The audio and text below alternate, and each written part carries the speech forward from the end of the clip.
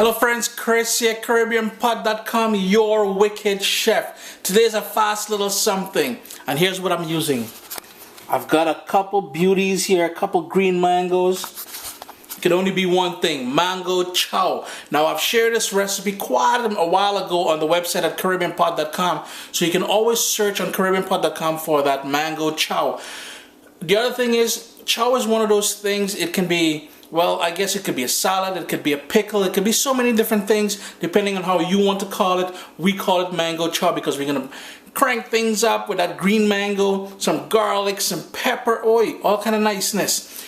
Let's get cracking on this mango chow, guys. But remember, you can also use fresh pineapple, pomsite, June plum, anything you want pretty much. It is a versatile little something. You can mix it up, but it's got to be nice and spicy. So here we go, mango chow. Let's take a look at the ingredients we'll be using here today and the star of the show. Now don't get fooled by that sort of red color. This is a firm green mango, nice and full, which means in a couple of weeks, well, maybe not under a week or so, it would have ripe on the tree. But these are green, which means they're pretty much sour tart, because we want that sort of sour or tart aspect to it. 2 green mangoes here. I'm going to hit them with a little bit of black pepper, maybe about 1/4 teaspoon or so. I prefer using the juice of a lime. I love that fresh lime pickled, but you know what? I've got a lemon here. The lemon is going to have to work nice and refreshing. It's going to kick things up, you know. Salt. The salt you add to this recipe will depend on how tart or how sour these mangoes are. So I'm guessing I'm going to use anywhere from 3/4 teaspoon to a teaspoon of salt. I'm using sea salt. You can use whatever sort of salt you have. Couple cloves of garlic, nice big cloves of garlic. And I've got 2 sunshines here. Caribbean sunshine, people. A ripe one and a green one. I want that sort of flavor from that green one, but that ripe one is going to have more of that kick, more of that vibe, more of that fire. Hey, you gotta love it. And over here, looking kind of dead. I know my Trini people and my Caribbean people is watching this and saying, Chris, what kind of shadow benny you have there? Looking starving. But here's the thing. I got to use what I have available, and this is the best I can source at the moment. So we're using here a nice bunch, maybe about 3 or 4 stems, well, of the shadow benny. Some of you may know it as culantro. Others may call it bandania. Hey, whatever you call it, so be it. We need some of this to give it that uniqueness. If you can't source shadow benny or culantro, as it's called in some Latin American stores, look for cilantro. Double up on the cilantro though, so you'll need about 3 tablespoons of that chopped cilantro. Here, I've got maybe about, I'm going to get about 1.5 tablespoons of this shadow benny. And that's about it. We may need a little bit of water, but I'm guessing I'm going to get enough juice out of this lemon to have enough liquid to sort of marinate everything and let it infuse with that Caribbean sunshine. So here we go. So first up, we've got to peel this mango, and I wanted to show you guys something. I'm not sure how well you can see it in the camera, but I broke the stem off the mango here, and there's sort of a clear liquid running down the side of it. Try not to get that in your eyes. That thing will sting. That sort of sap that's coming down there, it can also cause your skin to be irritated a bit. So wash it out before you start handling it. And to peel, I mean, I have a PhD in handling mangoes, you know, so your boy good to go. Sharp paring knife, and all you're doing is removing that stem and peeling back as you would peel a potato.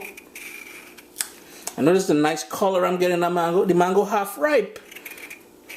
Just going to continue peeling that. And speaking of a potato, you can use a potato peeler as well to do this step. So all I'm going to do is peel all that skin off there, and then I'll show you how we'll chop it up.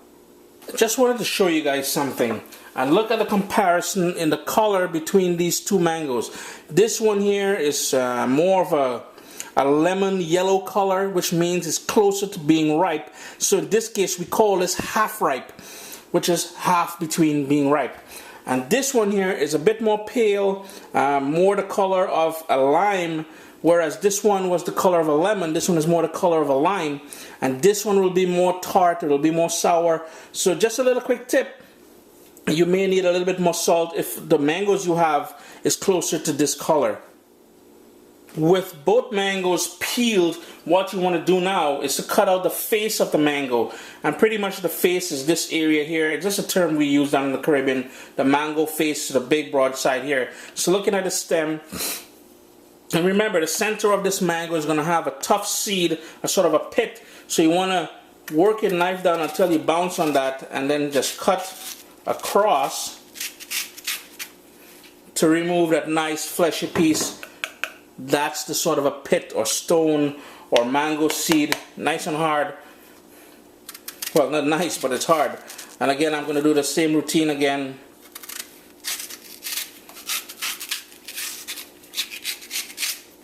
To remove both seeds. Now, how you chop this up at this point is totally up to you. If you want this closer to sort of a mango salad, like you get in those Thai restaurants and stuff like that, you'll be required to julienne this mango. I want this nice and big pieces, so all I'm doing is cutting 1/4 inch strips from that mango face. So I'm just going to continue doing that like this. So you can see I have all these pieces here. I have the other face or slab to cut through. But around the seed, that tough seed, around the seed, there's still some flesh of that mango. So I'm just going to trim it off until you hit the seed. Once you hit the seed, well, you know there's nothing else there. Now, don't discard this seed. This seed here, this is what people fight for. Leave that in there. We're going to allow that to marinate up in there with the spices, with the garlic and the pepper and everything else. I'm just going to go ahead, cut up the other one, and get things ready. Now that the mango is all peeled and cut up, I'm going to give this a rinse under cold water and drain it dry, set it aside as we prepare the sort of paste we're going to be putting in here. The next step is to prepare both the shadow benny and the ripe Scotch bonnet pepper at this point. So I'm just going to give this a rough chop, put it together, and you want to give this a nice fine chop. Because you want to get that little speck of green as you munch away on this lovely sort of spicy pickled mango salad chow. That's about anything you want to call it. You can call it sweet. So this is all nice and chopped up now. And by chopping that up, I've really released all that goodness from that shadow benny. This pepper here, you know what? I want everything. I want the seeds and everything. But remember, if you're concerned about the seeds and the heat of the pepper, don't include the seeds or this membrane around here. As a matter of fact, you may want to cut back. If you're not tolerant to heat, cut back quite a bit on the amount of pepper. But traditionally, the more pepper of these Scotch bonnet peppers in this mango chow, the better. This is one of those things where as a kid you'd be eating and daring your friends, hey, I bet you can't eat a piece of that, I bet you can't eat more than that. And even worse, we even drink the sort of liquid that comes out after. So I'm just going to give all of this a rough chop. Now remember guys, when you're handling hot peppers like these Scotch bonnet peppers, wear gloves and immediately after wash your hands with soap. I cannot stress how important that is. You want to touch your eyes or something, you go ahead, but boy, you're gonna be in pain. So next up, we've got the mortar and pestle ready to go. We're gonna put the 2 cloves of garlic in here, but I'm just gonna give it a sort of a rough chop. Well, a piece of garlic fly out there. Just give it a rough chop so it'll be easier to crush. Get that little stem off, discard that. Now if you want, you can put a little bit of salt in there so there's some sort of grit for this to really bite and really crush this garlic nice and smooth for you. The green Scotch bonnet pepper, now this is the one we're going to get flavor from. That white one is just, that red one is just raw heat. So I'm just going to, all that beautiful flesh. I don't want the seeds from this one.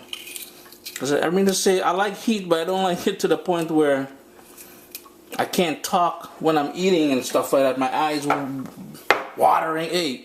So I'm just going to go ahead and now crush this up to a nice smooth paste, and then we're ready to assemble everything. So I've got a nice smooth paste in there now. Boy, oh boy, that scent coming out, a nice garlic. I did put a touch of salt in there just for a little bit of grit. That garlic and that Scotch bonnet pepper. Ooh, making your boy mouth water already. Smell nice? Now it's just a matter of assembling everything. So first thing, I'm going to go in with that salt. And remember, you may need to adjust this, but let it marinate for a bit and then taste it. And if you find it's overly tart, add some more salt. In goes that fresh ground black pepper.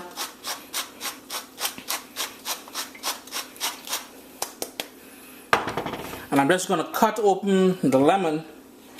And we want that lemon juice in there as well. No worries if the seeds go in there. That's cool. No big deal. So I'm just going to go ahead and squeeze all that lemon juice in there. Then we want all that crushed up garlic and green Scotch bonnet pepper in here. Spread it out a bit. We've got all that lovely shadow benny that we chopped up. I mean to say, I've got my PhD in peppers as well, but your boy ain't grabbing that on its own, just so.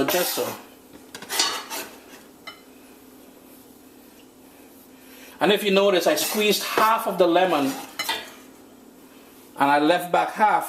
While everything is on the top here now, I'm going to squeeze that other half of the lemon directly on there to pick up on those flavors as the juice hit it. Guys, one thing I forgot to mention, and I know I did mention that if you're squeezing the lemon in there or the lime or whatever sort of citrus you're using and the seeds fall in there, that's quite fine. We won't, because I mean, we'll be shaking this as we eat it. Now, if you're serving this to people who aren't accustomed to mango chow and stuff like that, if it's for anyone other than yourself, please do strain the seeds out. Don't let the seeds fall in there, because the last thing you want is one of them chewing in one of these bitter lemon seeds. Hey, no fun.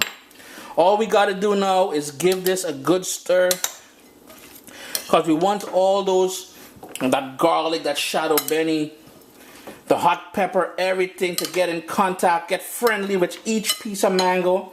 And I'm losing them out of the bowl here, yes. Ooh, it's smelling wicked. Boy, oh boy, I'm going to give this a nice stir. Let everything marry and, you know, get cozy. Put it in the fridge, seal it up with some cling wrap.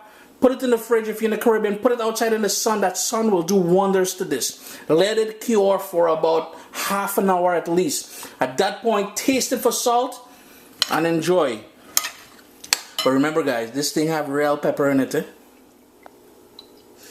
Guys, go brave. This thing is on fire. I'm telling you, man. 2 Scotch bonnet pepper, that little bit of garlic, the shadow benny, tied it all in together. And how can you forget that lemon juice? This thing is pure fire. If you're having some friends over for some drinks, make this and serve it up. Hey, they're gonna love it. Guys, if you want this to be a salad, like I said, julienne the mango and cut back on the amount of Scotch bonnet pepper you put in there and you're good to go. Add some pieces of pineapple in there as well, or better yet, make the same thing without mangoes but with pineapples. Chris here, CaribbeanPot.com. Place smelling nice, thing on fire here. Always a pleasure to have you in the kitchen with me. Remember, new videos every Tuesday and Friday morning, 10 a.m. Eastern. Check out youtube.com/CaribbeanPot. There we go, people.